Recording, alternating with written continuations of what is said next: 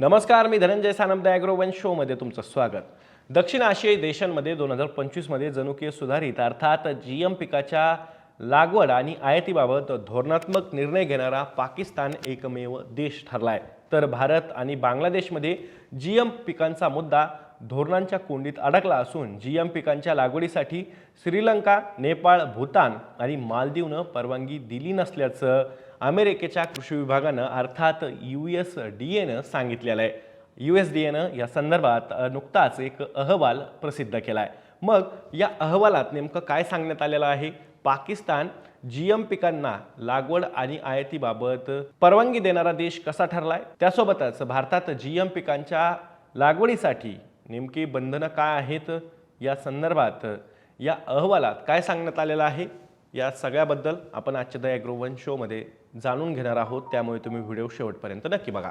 तर भारतात जनुकीय अभियांत्रिकी मूल्यांकन समिती म्हणजेच GEAC आणि भारतीय अन्न सुरक्षा आणि मानके प्राधिकरण म्हणजेच FSSAI यांच्यात जीएम पिकांच्या जबाबदारीवरून स्पष्टता नाही आहे. 2006च्या अन्न सुरक्षा आणि मानके कायद्याअंतर्गत FSSAI कडे जनुकीय संपादित अर्थात GE अन्न उत्पादनांचे नियमन करण्याची जबाबदारी आहे. परंतु आवश्यक नियम आणि पायाभूत सुविधांच्या अभावामुळे ही जबाबदारी सध्या GEAC कडे सोपवण्यात आलेली आहे.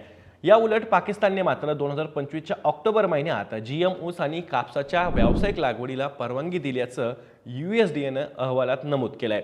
USDAने आपल्या अहवालात सांगितलंय की नोव्हेंबर 2017 मध्ये सर्वोच्च न्यायालयानं FSSAI ला GE उत्पादनाचं नियमन करण्याचे आदेश दिले होते. पण नोव्हेंबर 2022 मध्ये प्रसिद्ध झालेल्या GE अन्न उत्पादन नियमनाचा दुसरा मसुदा अद्यापही अंतिम झालेला नाही आहे आणि त्यामुळे ही प्रक्रिया पूर्ण होईपर्यंत GEAC अन्न उत्पादनांमधील GE उत्पादनांसाठी सर्वोच्च नियामक संस्था आहे. त्यामुळे DDGS सोयाबीन आणि GE किंवा GE आधारित प्रक्रिया केलेले अन्न आयात करण्यासाठी GEAC कडील अनेक अर्ज हे प्रलंबित आहेत. भारतात या सगळ्यावरून सावळा गोंधळ सुरू आहे. GEACनं 29 जुलै 2024 रोजी केंद्र सरकारला अमेरिकेतून अल्फलफा गवत आयात करण्याची शिफारस केली होती. मात्र यासाठी सरकारी अधिसूचना अजूनही जारी करण्यात आलेली नाही आहे आणि त्यामुळं आयात सुरू होऊ शकली नाही. दरम्यान भारतीय कृषी संशोधन परिषद अर्थात ICARनं या संस्थेशी संलग्न संस्थांनी तांदळाचे 2 GE वाण विकसित केल्याची घोषणा 4 मे 2025 रोजी केंद्रीय कृषी मंत्री शिवराज सिंग चौहान यांनी केली. परंतु या दोन्ही वाणांबद्दल नियामक स्पष्टता आवश्यक मानली जाते. तर सर्वोच्च न्यायालयानं 23 जुलै 2024 रोजी केंद्र सरकारला जीएम धोरण निर्मितीचे स्पष्ट निर्देश दिले आहेत. देशात जीएम पिकांबाबत सतत गोंधळ आणि वाद सुरू असून संशोधन, लागवड, व्यापार आणि विक्री या सर्व बाबींचा समावेश असलेलं राष्ट्रीय धोरण तयार करा, असं सर्वोच्च न्यायालयानं आदेशात म्हटलं आहे. या सगळ्यावर मात्र केंद्र सरकारची टाळाटाळ सुरूच आहे. भारतात सध्या बीटी कापसाच्या व्यावसायिक लागवडीसाठी मंजुरी आहे.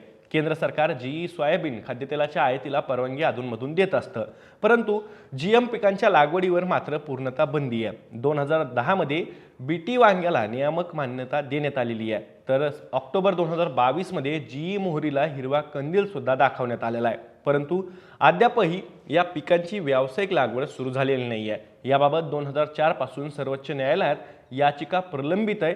या याचिकेत भारतातील जैवतंत्रज्ञान नियामक प्रक्रियेला आव्हान देण्यात आलं असून अंतिम निर्णय येईपर्यंत केंद्र सरकार जीएम पिकांबाबत निर्णय घेण्यास टाळाटाळ करत असल्याचं सुद्धा USDAनं अहवालात स्पष्ट केलंय.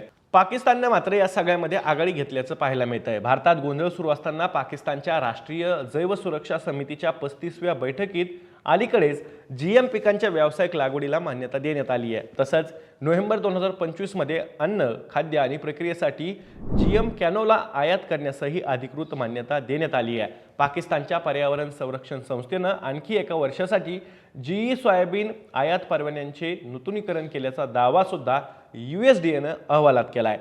तिकडे बांगलादेशमध्ये मात्र जीएम पिकांबद्दल अडचणी कायम आहेत. जीएम पिकांवरून बांगलादेशमध्ये गोंधळ सुरूच आहे. व्हिटॅमिन ए ची कमतरता दूर करण्यासाठी महत्त्वाचा मानला जाणारा गोल्डन राईस गेली 7 वर्षांपासून सरकारी मंजुरीच्या प्रतीक्षेत आहे. यामागे जैवसुरक्षा यंत्रणेची मर्यादित क्षमता आणि स्पष्ट नियमांचा अभाव ही मुख्य कारणं मानली जात आहेत. बांगलादेश कृषी संशोधन संस्थेतील शास्त्रज्ञ बीटी वांग्याच्या नव्या वाणाच्या मर्यादित क्षेत्र चाचण्यांसाठी सुद्धा मंजुरीची वाट पाहत आहेत. मात्र निधीचा अभाव आणि प्रशासकीय अडचणींमुळे प्रात्यक्षिके सुद्धा या पिकांची होऊ शकलेली नाहीयेत, अशी बांगलादेशमध्ये स्थिती आहे. या सगळ्यामध्ये मात्र अमेरिकेला या दक्षिण आशियाई देशातील जीएम धोरणांचा मोठ्या प्रमाणात फायदा होण्याची चिन्ह आहेत. पाकिस्तानने जीएम सोयाबीन आणि कॅनोला आयातीला परवानगी दिल्यामुळे अमेरिकेच्या निर्यातीसाठी आणखी मोठा बाजार खुला झाल्याचं मानलं जात आहे. अमेरिका आणि भारत कृषी व्यापार 2024 मध्ये 8.6 अब्ज डॉलर्सपर्यंत पोहोचलेला आहे आणि भारताच्या बाजूनं जवळजवळ व्यापार संतुलन 2.6 ते 1च्या पातळीवरती आहे. अमेरिकेतून जीई पिकांपासून मिळणाऱ्या उत्पादनांच्या निर्यातीत कापूस आणि सोयाबीनचा मोठा वाटा आहे. अमेरिकेची जीई कापूस निर्यात 209 दशलक्ष डॉलरची असून जीई सोयाबीन तेलाची निर्यात 37.5 दशलक्ष डॉलर्स एवढी आहे, असं सुद्धा या अहवालात सांगण्यात आलंय. एकूणच काय तर जीएम पिकांमध्ये आणि त्याच्या लागवडीबाबत आणि त्यासोबतच आयातीबाबत पाकिस्तान हा दक्षिण आशियातला एक महत्त्वाचा देश ठरलेला आहे. इतर देशांमध्ये काही ठिकाणी गोंधळ सुरू आहेत, त्यामध्ये भारत आणि बांगलादेश या 2 देशांचा समावेश होतो, जे की कृषी अर्थव्यवस्थेच्या अनुषंगाने महत्त्वाचे देश मानले जातात, कृषी प्रधान मानले जातात. तिसरीकडे मात्र श्रीलंका, नेपाळ, भूतान, मालदीव या देशांमध्ये मात्र जीएम पिकांच्या लागवडी आणि वापराबाबत आयातीबाबत स्पष्टता नाहीये, एक प्रकारे बंदीच आहे. आता या सगळ्यांचा फायदा अर्थात अमेरिकेला होणार आहे, परंतु जीएम पिकांच्या बाबत आपल्याकडेही अनेक मतप्रवाह आहेत. काही जीएमचं समर्थन करतात तर काही विरोध करतात. आता या सगळ्याबद्दल तुम्हाला काय वाटतंय? जीएम पिकांच्या लागवडीसाठी देशांतर्गत परवानगी आणि द्यावी का, याबद्दल तुमचं काय मत आहे? त्यासोबतच इतर देशांमध्ये ज्या पद्धतीने जीएम पिकांचा वापर होतो तसाच आपल्यामध्ये म्हणजे आपल्या देशामध्ये सुद्धा केला जावा का, याबद्दलही तुमची जी काही मतं असतील ती कमेंट बॉक्समध्ये नक्की कमेंट करून सांगा. मी दररोज संध्याकाळी 6 वाजता ॲग्रोवनच्या यूट्यूब चॅनलवर शेती आणि शेतकऱ्यांच्या हिताचे मुद्दे घेऊन असतो. त्यामुळे तुम्ही अजूनही ॲग्रोवनच्या यूट्यूब चॅनलला सबस्क्राईब केलं नसेल तर लगेच सबस्क्राईब करा. व्हिडिओ जास्तीत जास्त शेतकऱ्यांपर्यंत पाठवण्यासाठी व्हिडिओला लाईक आणि शेअर नक्की करा. आपण पुन्हा भेटू. तर तुम्ही तुमची आणि तुमच्या जवळच्या माणसांची काळजी घ्या.